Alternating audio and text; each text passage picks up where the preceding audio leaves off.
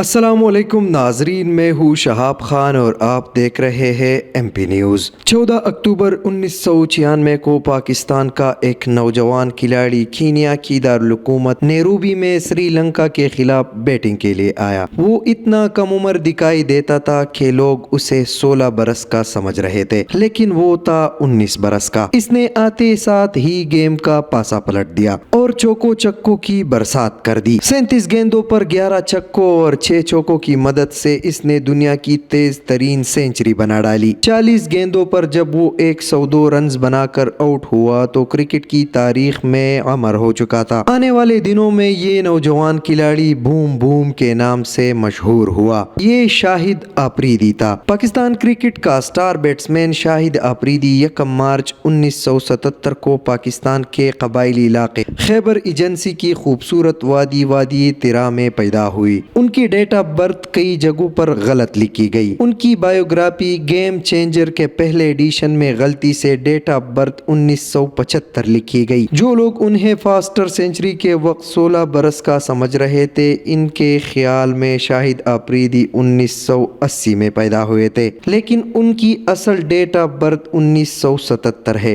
شاہد آفریدی کو کرکٹ کا شوق ان کے چچا کو دیکھ کر پیدا ہوا۔ ان کے چچا اکرم آفریدی فوج میں کرنل تھے۔ جب وہ چھٹی پر خیبر ایجنسی پر اپنی گاؤں آتے تو اپنے رشتہ داروں کے ساتھ کرکٹ کھیلتے تھے۔ انہیں دیکھ کر شاہد آفریدی بھی کرکٹر بننے کا سپنا بننے لگے۔ شاہد آفریدی ابھی کم عمر تھے کہ ان کا خاندان کراچی شفٹ ہو گیا۔ والد فضل الرحمان شروع میں کراچی میں ٹینکر سے گھر گھر پانی سپلائی کر کے روزی کماتے تھے۔ پھر انہوں نے کاروں کو خریدنے اور بیچنے کا کاروبار شروع کر دیا۔ چھوٹے چھوٹے کئی اور کام بھی کیے، انویسٹمنٹ کرنے لگے۔ یوں ہی خاندان کافی خوشحال ہو گیا۔ شاہد آفریدی کو ان کے والد نے اسکول میں داخل کروایا، لیکن شاہد آفریدی کو کرکٹ کا جنون تھا۔ وہ کراچی کے گلیوں میں کرکٹ کھیلنے لگے، اکثر سارا دن گھر سے باہر رہتے۔ ان کے والد کو ان کا کرکٹ کھیلنا بالکل پسند نہیں تھا۔ آفریدی خاندان کے لوگ یا تو کاروبار کرتے تھے یا پھر فوج میں بھرتی ہوتے تھے۔ شاہد آفریدی کے والد بھی یہی چاہتے تھے کہ ان کا بیٹا انہی دونوں میں سے کوئی ایک کام کرے۔ وہ سمجھتے تھے کہ کرکٹ کھیلنے سے اس کی زندگی خراب ہو جائے گی، وہ کسی کام کا نہیں رہے گا۔ شاہد آفریدی کرکٹ کھیل کر راتوں کو لیٹ آتے تو والد کی ڈانٹ بھی کھاتے اور بعض اوقات تو پٹائی بھی ہو جاتی تھی۔ ان کے والد ان سے کہا کرتے تھے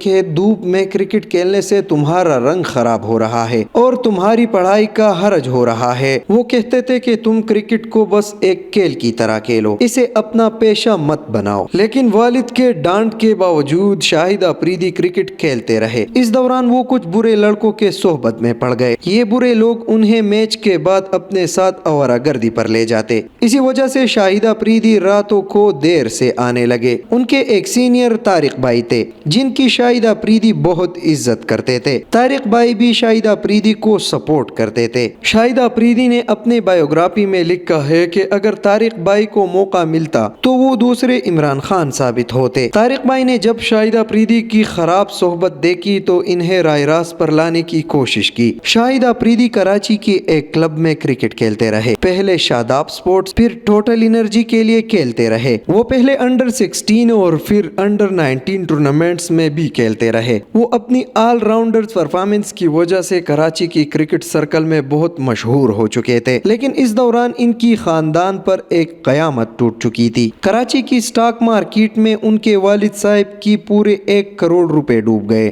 راتوں رات شاہد آفریدی کی خاندان جو پہلے بہت امیر تھا وہ غریب ہو گئے۔ ان کے والدین راتوں کو جائے نماز پر بیٹھ کر دعائیں مانگتے اور روتے تھے۔ شاہد آفریدی پریشان تھے کہ وہ اپنے خاندان کی غربت کیسے مٹائے۔ ان کی تعلیم بھی بہت کم تھی اور کم عمر بھی، اس لیے وہ کسی آفس میں ملازمت بھی نہیں کر سکتے تھے کہ اپنا اور اپنے خاندان والوں کا پیٹ پال سکے۔ پھر ایک رات اللہ کی حضور میں گڑ گڑا کر دعا کی کہ انہیں پاکستان ٹیم میں کھیلنے کا موقع ملے، اسی طرح وہ اپنی غربت کو دور کر سکتے۔ یہ دعا مانگنے کے بعد شاہد آفریدی کی کرکٹ تیزی سے عروج کی طرف گامزن ہو گئے۔ 1994 اور 95 کے سیزن میں شاہد آفریدی نے کراچی وائٹس کی نمائندگی کی۔ انہوں نے اس ٹورنامنٹ میں 42 وکٹیں حاصل کی، اپنی ٹیم کو چیمپئن شپ جتوانے میں اہم کردار ادا کیا۔ اس کے بعد وہ انڈیا گئے اور ویسٹ انڈیز کے جونیئر ٹیموں کے خلاف بھی کھیلنے لگا۔ آخر خدا نے ان کی دعا قبول کر لی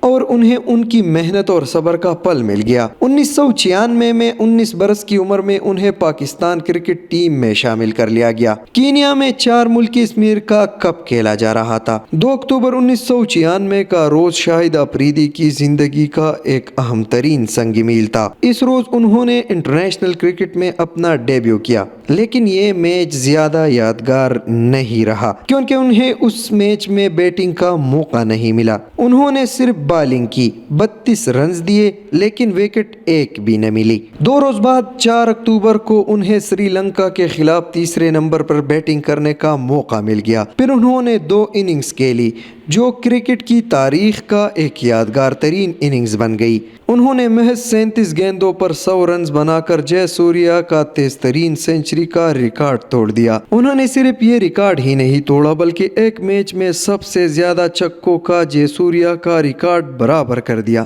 اس میچ میں جے سوریا بھی بالنگ کروا رہے تھے۔ شاہد آفریدی نے ان کے اوور میں 28 رنز بنائے۔ شاہد آفریدی کی تیز ترین سنچری کا یہ ریکارڈ 2014 تک برقرار رہا۔ اسے نیوزی لینڈ کے بیٹسمین کورے اینڈرسن نے 36 گیندوں پر سنچری بنا کر توڑ دیا۔ تیز ترین سنچری بنانے کے بعد شاہد آفریدی کی نام کی ڈنکی پوری دنیا میں بجنے لگے۔ وہ نوجوان کرکٹرز کے لیے انسپائریشن بن گئے۔ انہوں نے دولت بھی خوب کمائی اور اپنے خاندان پر چھائے غربت کے اندھیرے کو مٹانے میں کامیاب رہے۔ 2010 میں ٹیسٹ کرکٹ سے، 2015 میں ون ڈے سے اور 2018 میں T20 سے ریٹائرڈ ہو گئے۔ پاکستان پریمیئر لیگ PSL میں بھی شاہد آفریدی کئی برس تک کھیلتے رہے۔ وہ پشاور زلمی کے کیپٹن رہے۔ 2022 کی PSL میں انہوں نے کوئٹہ گلیڈیٹرز کی طرف سے حصہ لیا، لیکن کمر کی تکلیف کے باعث ٹورنامنٹ جاری نہ رکھ سکے۔ شاہد آفریدی کی 5 بیٹیاں ہیں۔ ان کے سب سے بڑی بیٹی اقصیٰ کی منگنی پاکستانی ٹیم کے سٹار فاسٹ بولر شاہین شاہ آفریدی سے ہو چکی ہے۔ شاہد آفریدی سیاست کے حوالے سے بیانات دیتے رہتے ہیں۔ ان بیانات سے ایسا لگتا ہے کہ وہ بھی عمران خان کی طرح پاکستان کی وزیر اعظم بننا چاہتے ہیں، لیکن ابھی انہوں نے سیاست میں واضح طور پر قدم نہیں رکھا۔